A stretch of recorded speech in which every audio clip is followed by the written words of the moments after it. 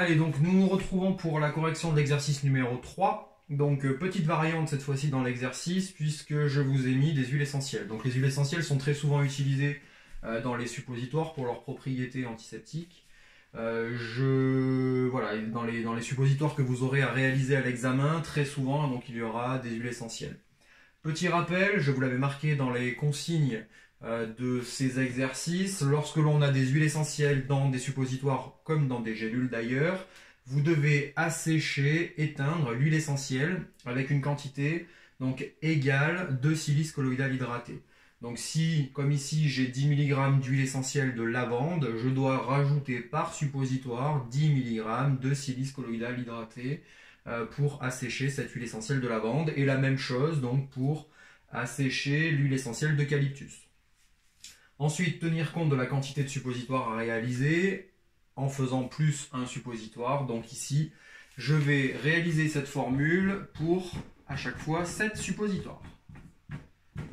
Donc ici, nous arrivons donc à 70 mg. Nous arrivons également donc à 0,14 mg en utilisant donc en multipliant par 7 la quantité d'huile essentielle d'eucalyptus. Et au niveau de l'excipient, donc un suppositoire adulte qui est toujours de 3 g, nous arrivons à 21 g. Je dois assécher chacune de mes huiles essentielles. Ça veut dire qu'ici, je vais en plus ajouter la même quantité donc de silice colloïdal hydraté que ce que j'ai d'huile essentielle de lavande.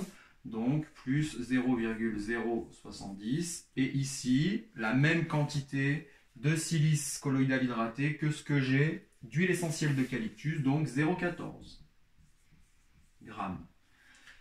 21 g étant la masse théorique d'excipient à peser. Pour faire mon calcul de masse réelle, je vais tenir compte, toujours pareil, d'un facteur de déplacement égal à 0,5.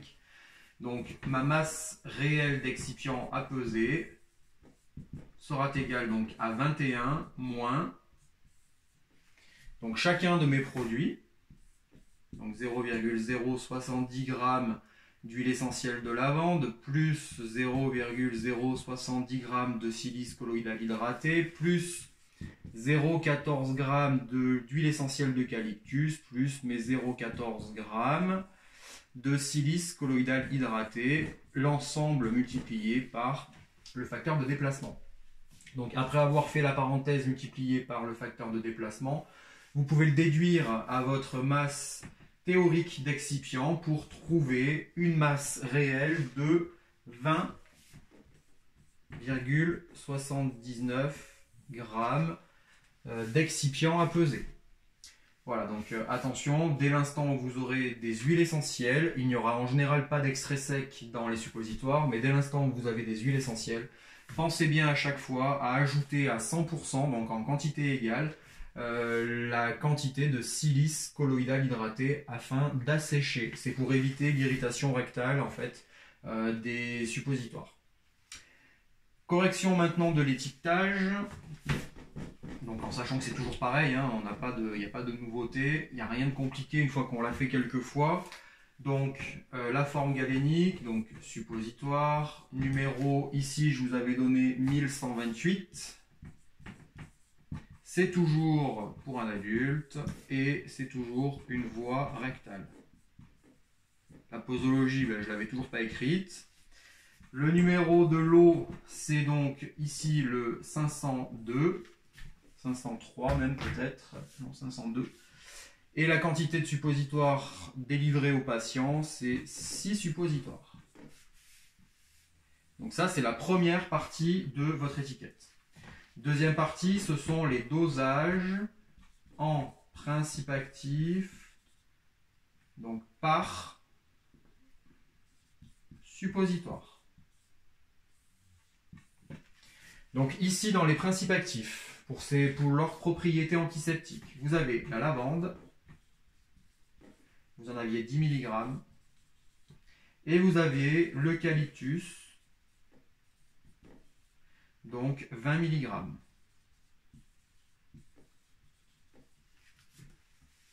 Date limite d'utilisation plus 1 mois. Alors, moi j'écris plus un mois, vous écrivez la vraie date. Hein. Et on écrit les excipients. Attention, n'oubliez pas d'écrire la silice qui a servi donc à assécher vos huiles essentielles, donc silice colloïdale hydratée, ainsi que l'excipient utilisé pour la mise en forme du suppositoire, qui sera donc ici le Witepsol ou le Supposir. Vous utilisez l'excipient que vous souhaitez. Et bien évidemment, toujours donc, la petite contre-étiquette, donc de ne pas avaler. Donc voilà pour la correction de cet exercice numéro 3. Donc la suite pour l'exercice numéro 4.